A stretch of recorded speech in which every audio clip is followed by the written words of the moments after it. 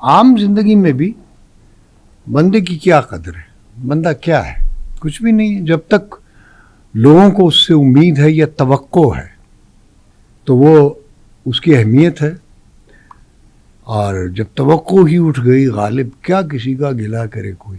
جب توقع ہی آپ سے کوئی نہیں رکھ رہا تو you are nothing, you are nobody. جب تک میری یوٹیلیٹی ہے, میں فائدہ پہنچا رہا ہوں لوگوں کو, تو میری قدر ہے. جب میں نہیں پہنچا سکتا تو میں کوئی بھی نہیں ہوں. میں کہیں بھی مر سکتا ہوں, میں کہیں بھی رہ سکتا ہوں. لیکن فردوس صاحب کچھ رشتے تو بڑے انکنڈیشنل ہوتے ہیں. نہیں, انکنڈیشنل تھے کسی زمانے میں, اب کنڈیشنل ہو گیا ہے سب کچھ. آپ کی اپنی اولاد, آپ کے بچے, آپ کی بیوی, سب کچھ وہ آپ سے توقع رکھتے ہیں کہ آپ ان کو دے کیا رہے ہو.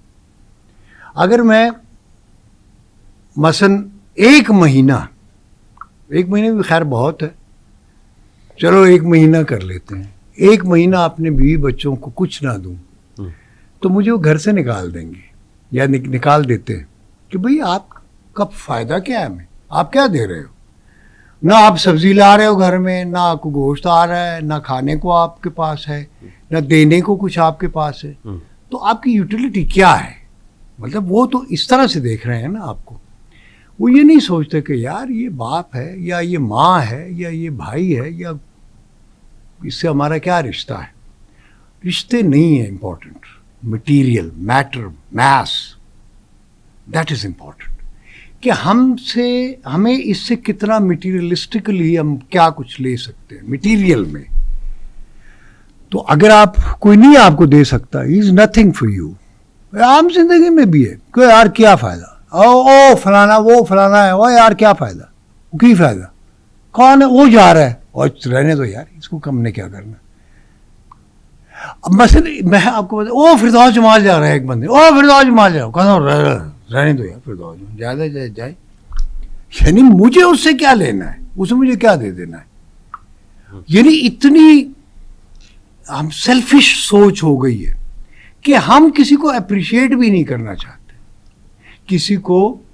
یعنی ہمیں اتنے ہم کمپلیکسڈ ہو گئے ہیں, اتنی کمپلیکس سوسائٹی ہو گئی ہے ہماری کہ ہم کسی کی تعریف بھی نہیں کرنا چاہتے, کسی کو ٹریبیوٹ بھی نہیں دے سکتے. پیسہ اور دوسری چیزیں تو بعد کی بات ہے, کسی کے لیے تعریف کے دو جملے بھی نہیں کہہ سکتے. اس میں بھی ہم اتنے کنجوس ہو گئے. یعنی ہماری جو مینٹالٹی ہے کہ ہم کسی کو دینا ہی کچھ نہیں چاہتے, چاہے وہ تعریف ہی کیوں نہ ہو. فردوس صاحب دیکھیں, آپ کے معاملے میں اور یہ جو 2 انسیڈنٹس بتائے ہیں, ان کے معاملے میں 2 چیزیں ہیں نا. ایک ریل کی دنیا ہے اور دوسرا ریئل ورلڈ ہے. دیکھیے آپ نے کہا نا کہ ایک ریل کی اور ایک ریئلٹی کی, اور ایک ریالٹی کی, ریل اور ریئل. تو بات یہ ہے کہ اس میں شوبز انڈسٹری رسپانسبل ہے یا سماجی بے حسی ہے when it comes to showbiz people, actors اور ایکٹریسز. ان 2 پرٹیکولر انسیڈنٹس کو اگر ہم دیکھ لیں تو شوبز انڈسٹری نے کہاں اون کیا, یعنی آپ نے کہا نا کچھ دے نہیں سکتے. اب اگر کام نہیں مل رہا ہے تو کیا بے یار و مددگار چھوڑ دیا جائے؟ نہیں, ہرگز نہیں. یہ ایک جس کو ہم کہتے ہیں کہ اجتماعی سماجی بے حسی ہے. تو چلو آرٹسٹ دور کی بات ہے, ہم اپنے قریب کے رشتوں کی, جس طرح آپ نے کہا کہ اس کو بیچاری کو کوئی پوچھتا ہی نہیں تھا تو اس نے خودکشی کر لیا, مر گئی. جس طرح عجیب مانوس اجنبی تھا, مجھے تو حیران کر گیا, سنا ہے کل رات مر گیا وہ. تو مطلب ہم اصل میں وہ یہ نا کہ ہم نے اپنے آپ کو بھی اسیس نہیں کیا. سب سے پہلے کہ اپنے من میں ڈوب کے پا جا سراغ زندگی, تو اگر میرا نہیں بنتا نہ بن, اپنا تو بن. تو ہم اپنے ہی نہیں بنے ابھی تک. اگر ہمیں اپنا احساس ہو, اپنی ہمیں پہچان ہو کہ میں کون ہوں, میں انسان ہوں, میں کس کا بیٹا ہوں, کس کا بھائی ہوں, کس کا باپ ہوں, اور میں کس کا ماننے والا ہوں, کس کا بندہ ہوں. یہ جب تک آپ اپنی اسیسمنٹ نہیں کریں گے, جب تک اپنے آپ کو نہیں پہچانیں گے, آپ دوسرے کو نہیں پہچان سکتے.